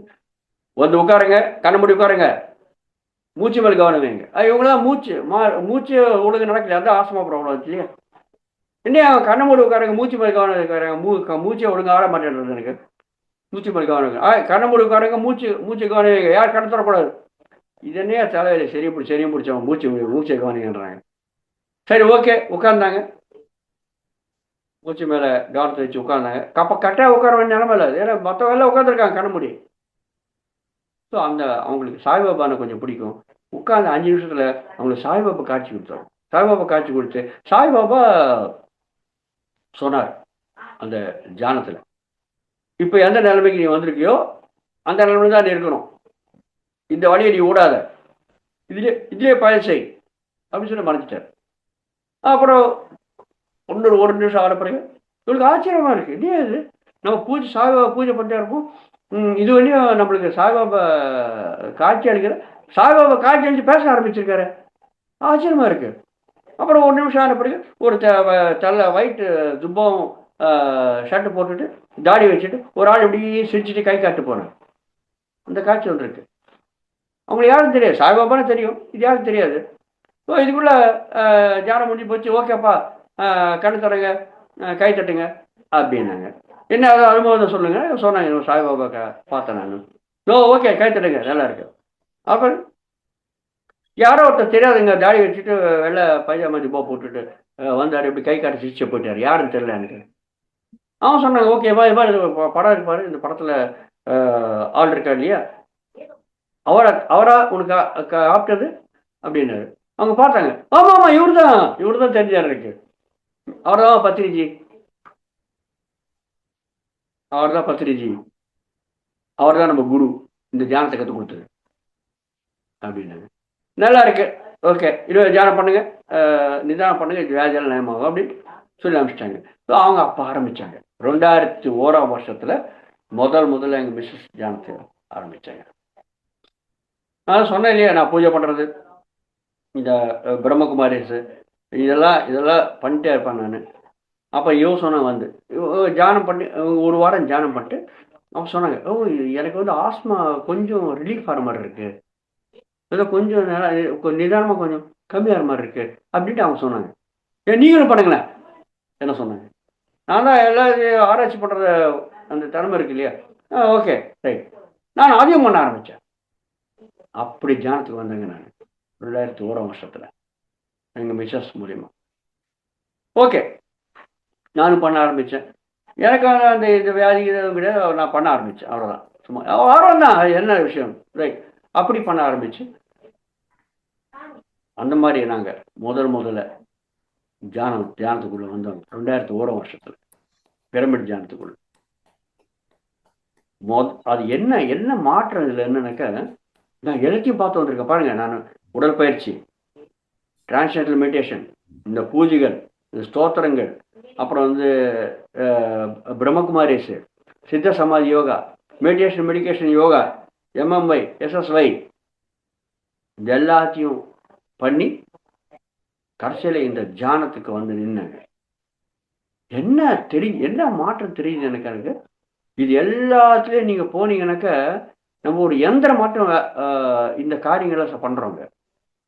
ஆனால் தியானத்துக்குள்ளே வந்தால் மனம் ஓயிட்டே இருக்கும். எந்திர மாற்றம் பண்ண மனம் ஓயிட்டே இருக்கும். இந்த தியானத்துக்குள்ளே வந்தால் தான் மனம் ஒரு இடத்துல நிற்க ஆரம்பிச்சதுங்க. பார்த்தீங்களா, இது ரொம்ப அற்புதமாக இருக்கு எனக்கு. அப்போ இதை நான் தொடர்ந்துங்க. பூஜைகளை பண்ணிட்டே இருக்கேன், பூஜையில விடலைங்க, பூஜைகளை பண்ணிட்டே இருக்கேன். இதையும் தொடர்ந்து இதை தியானம் பண்ணுறேன். அப்போ எங்கள் மிஸ்ஸஸில் நிதானமாக எங்கள் மிஸ்ஸஸ் தியானம் பண்ண 1 வருஷம் தொடர்ந்து தியானம் பண்ணி அவங்க இந்த ஆஸ்மா ப்ராப்ளத்துலேருந்து முழுசாக வெளிப்பட்டு வந்தாங்க. அதை நான் கண்ணில் பார்த்தேன். பார்த்தீங்களா, 3 மாதத்துக்கு ஒரு ஐசியூ போகிறவன் எவ்வளோ டென்ஷன் எனக்கு. எலக்ட்ரிக்கல்னாக்கா எப்படி இருக்கும்? எலக்ட்ரிக்கல்னாக்கா நம்மளுக்கு உடனே நம்மளுக்கு எலக்ட்ரிக்கல் உடனே வேலை பண்ணாங்க. இப்போ ஒரு சுவிட்சு போட்டானாக்க லைட் உடனே எரியணும். சுவிட்சு போட்ட 10 நிமிஷம் கழிச்சு லைட் எரியலாம் அப்படின்னாக்கா யாராவது ஒத்துப்பாங்களா? ஒத்துக்க மாட்டாங்க. அந்த மாதிரி தான் எலக்ட்ரிக்கல் வேலை இருக்கும். ஸோ நீங்கள் பார்த்தீங்க ஏர்போர்ட்டில் எத்தனை வகையான எக்யூப்மெண்ட்ஸ் இருக்கும். ஏர்போர்ட்டில் லிஃப்ட்ஸு, எஸ்கலேட்டர்ஸு, கன்வேயர் பெல்ட்டு, அப்புறம் வந்து normal lights, fans, air conditioning, இது எல்லாத்தையும் பக்காவாக மெயின்டைன் பண்ணணும். எது ஒழுங்காக வேலை பண்ணணும் உடனே கத்த ஆரம்பிச்சிடும். ஏரோ பிரிட்ஜஸ், ரன்வே லைட்டிங்கு, எவ்வளோ சிஸ்டம் இருக்கு, இதுலேயும் பக்கம் மெயின்டைன் பண்ணும். அப்போ எவ்வளோ டென்ஷன் இருக்கு பாருங்க. அந்த மாதிரி டென்ஷனாக இருக்கிற சமயத்தில் உடனே ஃபோன் ஒரு வீட்டிலேருந்து, எனக்கு மூச்சு திணறுவது, நீங்கள் வாங்க அப்படின்னு உடனே ஓடி போக வேண்டியது. எல்லாம் 15 நிமிஷத்தில் போயிடலாம் சொன்னது, போயிட்டு உடனே ஹாஸ்பிட்டல் அட்மிட் பண்ண வேண்டியது இருக்குது. அந்த மாதிரி பயங்கரமாக டென்ஷன். ஏற்கனவே ஆஃபீஸ்லேயே டென்ஷனு, அது இல்லாத எங்கள் ஒய்ஃபுடைய வியாதியால் டென்ஷன். ஸோ அந்த மாதிரி டென்ஷன் இருக்கிற எனக்கு 3 மாதத்துக்கு வரைக்கும் எப்போ ஃபோன் வரும்னு தெரியாது, என்ன ஆகும் தெரியாது. அந்த மாதிரி டென்ஷன் இருக்கிற நிலைமையிலேருந்து முதல்ல எனக்கு விடுதலை கிடைச்சிருக்கு இவங்க தியானம் பண்ண ஆரம்பிச்ச பிறகு. ஏன்னா எனக்கு ஃபோன் வருதுன்னு போயிடுச்சு. முதல்ல 3 மாதம் ஒரு போனவங்க 6 மாதம், அதே பிறகு 20 மாத்திரை போட்டவங்க ஒரு நாளைக்கு 15 மாத்திரை, அப்புறம் 10 மாத்திரை, 5, 3, 2, 1. ஒரு வருஷம் தியானத்தில் முழுசா அவங்களுடைய ஆஸ்மா ப்ராப்ளத்தை தீர்த்துக்கினாங்க. 2001 வருஷத்தில் வந்தோம். 2002 வருஷத்தில் அவங்க முழு ஆத்மா தீர்த்துக்கினாங்க. இதை நான் கண்ணில் பார்த்தேன். அதாவது பேசிக்கலாக நான் இன்ஜினியர் இல்லையா, இன்ஜினியராக இருக்கிறவனுக்கு ஒரு வியாதி என்ன தெரியுமா, அவன் எதையும் நம்ப மாட்டான். எல்லாத்துக்கும் எனக்கு ப்ரூஃப் கொடு, ப்ரூஃப் அத்தாச்சு, என்ன எப்படி நிரூபிப்பேன், நிரூபிச்சதான் கண்ணில் பார்த்ததான் நான் ஒத்துப்பேன், இல்லாட்டி ஒத்துக்க மாட்டேன் இல்லையா.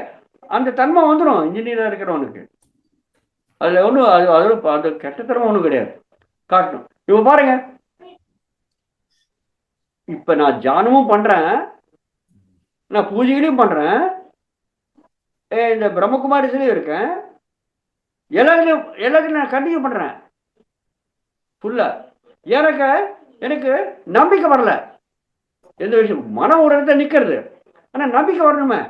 என்ன விஷயம்ட்டு நம்பிக்கை எப்போ வந்தது, எப்போ எங்கள் மிஸ்ஸஸ் 1 வருஷம் தியானம் பண்ணி அவங்களுடைய வியாதியை போக்கிட்டு எனக்கு டென்ஷன் ரிலீவ் ஆகிடுச்சு, நான் ஹாஸ்பிட்டலுக்கு போக வேண்டிய அவசியம் கிடையாது.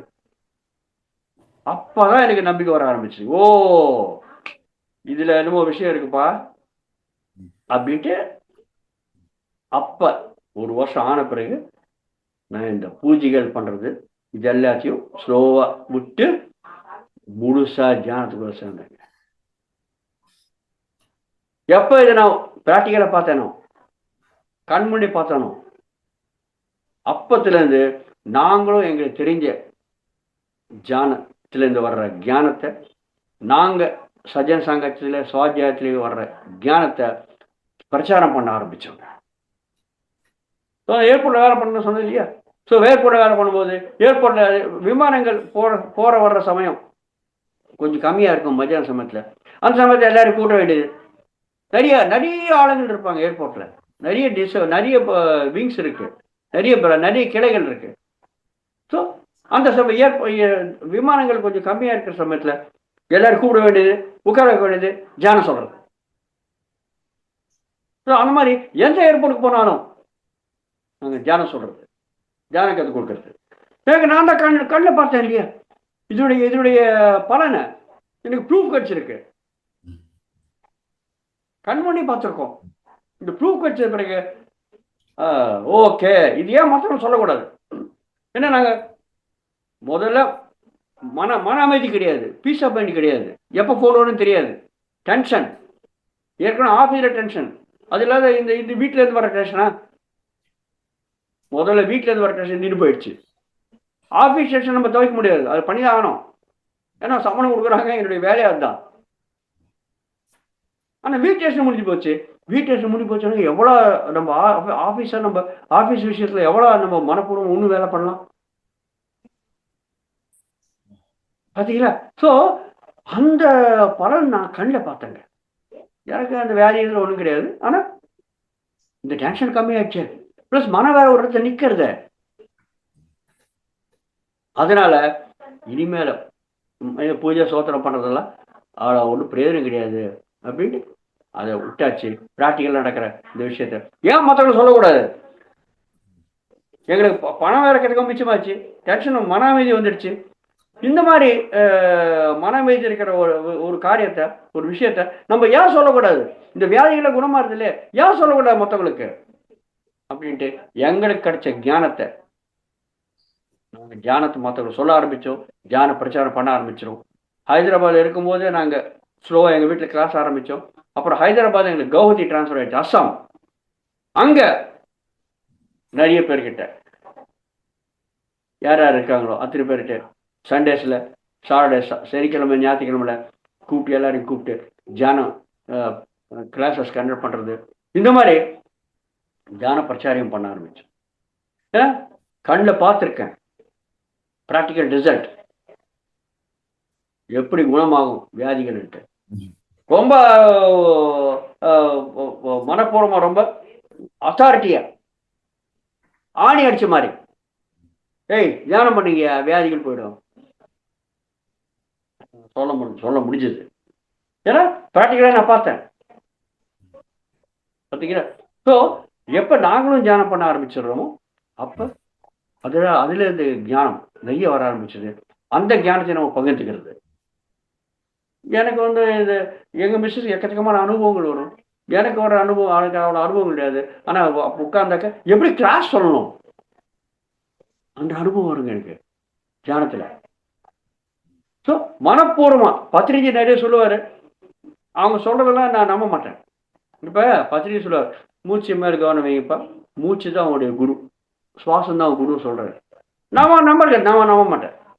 என்னையா அவர் பாட்டு சொல்கிறாரு, எப்படியா சுவாசம் தான் குருவாகும்? எவ்வளோ குருக்கள் இருக்காங்க, எவ்வளோ சொல்கிறாங்க, இவர் சுவாசம் தான் குருன்றாரு, எப்படியா அது? ஏன்னா நான் இன்ஜினியர், நம்ப மாட்டேன். ப்ரூஃப் வேணும் எனக்கு. ஓகே, ஒரு ப்ரூஃப் கிடைச்சது உங்களுக்கு வியாதிகளை குணமாகும்ட்டு. எப்போ நான் தியானம் பண்ண ஆரம்பிச்சேனோ எனக்கு இந்த சுவாசம்தான் குரு என்ற விஷயத்து மேலே ரொம்ப அதிகமான விளக்கம் வர ஆரம்பிச்சு. தியானத்தில் இந்த சுவாசம்தான் குருன்ற விளக்கத்தை நான் மற்றவங்களுக்கு சொல்ல ஆரம்பித்தேன். அந்த ஞானத்தை பார்த்தீங்களா? அப்போ நான் நம்பினேன், ஓ சுவாசம்ன்ற குருவை நம்ம ஏற்றுக்கணும்னாக்க அது எக்கச்சக்கமான ஞானத்தை கொடுக்குறது. அந்த விஷயத்தை நான் ப்ராக்டிக்கலாக நான் பெற்று, நான் என்ன பெற்றனோ அந்த ஞானத்தை மற்றவங்களுக்கு கிளாஸில் சொல்ல ஆரம்பித்தேன். அந்த மாதிரி நான் தியானத்தில் உட்காந்தாக்க இந்த மாதிரி நிறைய ஞானம் வர ஆரம்பிச்சது. அதுதான் என்னுடைய அனுபவமாக வர ஆரம்பிச்சது. அதை நான் பகிர்ந்துக்க ஆரம்பித்தேன். ஸோ அந்த மாதிரி கவுஹாத்தியில் இருக்கும்போது 2003 வருஷம், 2003-4 2 வருஷம் அங்கே இருந்தோம். அங்கே முழுசாக தியான பிரச்சாரம் பண்ண ஆரம்பித்தோம். அங்கேருந்து எங்களுக்கு கவுஹாத்தியில் ட்ரான்ஸ்ஃபர் ஆகிடுச்சு. விசாகப்பட்டினம் வரத்துக்கு வாய்ப்பு கிடைச்சிது. அங்கேயே ட்ரான்ஸ்ஃபர் ஆகிட்டு விசாகப்பட்டினத்தில் வந்த பிறகு அது தெலுங்கு, எங்கள் மிஸ்ஸஸ் தெலுங்கு தான் நல்லபடியாக தெரியும். தெலுங்கு தவிர வேறு தெரியறதுக்கு வாய்ப்பு இல்லை. ஸோ விசாகப்பட்டினம் வந்த பிறகு எங்களோட தாய்மொழி தெலுங்கு. விசாகப்பட்டினத்தில் ரொம்ப அற்புதமாக தியான பிரச்சாரங்கள் சொல்கிறதுக்கு வாய்ப்பு கிடைச்சிது தெலுங்குல. அங்கே 40 நாள் கிளாஸ் மண்டல கிளாஸ்லேயே அது நாங்கள் தான் ஆரம்பித்தோம். அங்கே நிறைய பேருக்கு தியானம் கற்றுக்கிறதுக்கு வாய்ப்பு கிடைச்சிது. நான் காலையில் சிறிய வயசில் எனக்கு பழக்கம் ஆகிடுச்சு. ஒரு நாளைக்கு 2 வேளை தான் நான் சாப்பிடுவேன். காலைல சாப்பிடுவேன், அப்புறம் நைட் சாப்பிடுவேன். முதல்ல ஏழ்மையான பழக்கம் ஆகிடுச்சு. அந்த பழக்கம் அப்படி இப்போ கூட அப்படிதான். இப்போ நான் 2 வேளை தான் சாப்பிடுவேன். காலைல 10 மணிக்கெல்லாம் சாப்பிட்டோன்னாக்கா திருப்பி நைட்டு 7 மணி 7:30 மணிக்கு சாப்பாடு, நடுவில் கிடையாது. சரிங்களா? ஸோ லஞ்ச் டைமில் நான் எதுவும் சாப்பிட்றது கிடையாது. ஸோ விசாகப்பட்டினம் ஏர்போர்ட்டில் வேலை பண்ணும்போது லஞ்ச் டைமில், அதாவது மதிய உணவு சமயத்தில் நான் ஏர்போர்ட் சுற்றி பக்கம் இருக்கிற நிறைய கிளாஸ் நடத்துகிற நிறைய வீட்டில் அவங்க நடத்துவாங்க. 40 நாள் கிளாஸ் நடத்துவாங்க. ஸோ அந்த ஏர்போர்ட் சுற்றுப்பக்கம் இருக்கிற அந்த வீட்டுகளில் போயிட்டு 15-20 பேர் உட்காந்துருப்பாங்க. அவங்களுக்கு போயிட்டு மத்தியானம் 1:30 to 2:30 நான் போய் கிளாஸ் சொல்லுவேன். 2:30 to 3:30 அவங்க தியானம் பண்ணிட்டு 3:30 அவங்க போயிடுவாங்க. எப்படி நடக்கும் கிளாஸ் எல்லாம்? முதல்ல தியானம், அப்புறம் கிளாஸ். இல்லையா? நான் போய் சொல்றது லஞ்ச் எவ்வளோ தான் சொல்ல முடியும். லஞ்சை நான் சாப்பிட மாட்டேன். அதனால நான் போனேனாக்க முதல்ல கிளாஸு, அப்புறம் தான் தியானம். அவங்க பண்ணிப்பாங்க, அவ்வளோதான். அந்த மாதிரி நிறைய இடத்துல தியான பிரச்சாரம் பண்ண ஆரம்பித்தோம். சனி ஞாயிறு வந்தனாக்க எங்களுக்கு கொஞ்சம் கொஞ்சம் அதிகமான ஓய்வு கிடைக்கிறதுக்கு வாய்ப்பு இருக்கு. சனி ஞாயிறில் தூரமாக இருக்கிற இடத்துக்கு, ஏர்போர்ட்லேருந்து ஒரு 50 கிலோமீட்டர் 60 கிலோமீட்டர் தூரம் இருக்கிற இடத்துக்கு போயிட்டு தியானம் கற்றுக் கொடுக்குறேன். அங்கே போனாக்க அங்கே 4 மணி நேரம் 5 மணி நேரம் கிளாஸ் எடுக்கிறது. பாருங்க, சனி ஞாயிறு தானே, தூரமா இருக்கிற இடம் போறது, ஒரு நாள் 1 டே கிளாஸ். அந்த மாதிரி தியான பிரச்சாரம் பண்ண ஆரம்பிச்சோம். விசாகப்பட்டினத்தில் இருக்கும்போது 40 நாள் கிளாஸ், நூற்றுக்கணக்கான ஆளுங்களுக்கு அந்த மாதிரி தியான பிரச்சாரம் பண்ணி ரொம்ப ரொம்ப அற்புதமா. ஸோ முதல்ல இருந்தே உழைக்கிற தன்மை இருக்கு இல்லையா? ஸோ விசாகப்பட்டினம் ஏர்போர்ட்ல வேலை பண்ணும்போது அந்த திறமையினால எனக்கு அப்போ ஜாயிண்ட் ஜெனரல் மேனேஜராக வேலை பண்ணியிருந்தேன். அப்போ திருப்பி இன்டர்வியூவில் நடந்து அப்போ ஜெனரல் மேனேஜர் ப்ரொமோஷன் கிடச்சிச்சு. பார்த்தீங்களா மாஸ்டர்? பாருங்க, நீங்கள் உழைச்சிங்கனாக்கா மனப்பூர்வமாக எந்த வேலை பண்ணாலும் அது உங்களுக்கு வீணா போகாது. போதிகமான வாழ்க்கை நான் சொல்கிறேன். எந்த விஷயத்துலையாவது மனப்பூர்வம் பண்ணணும். அது ஆன்மீகத்திலே கூட மனப்பூர்வம் பண்ணுறோம்.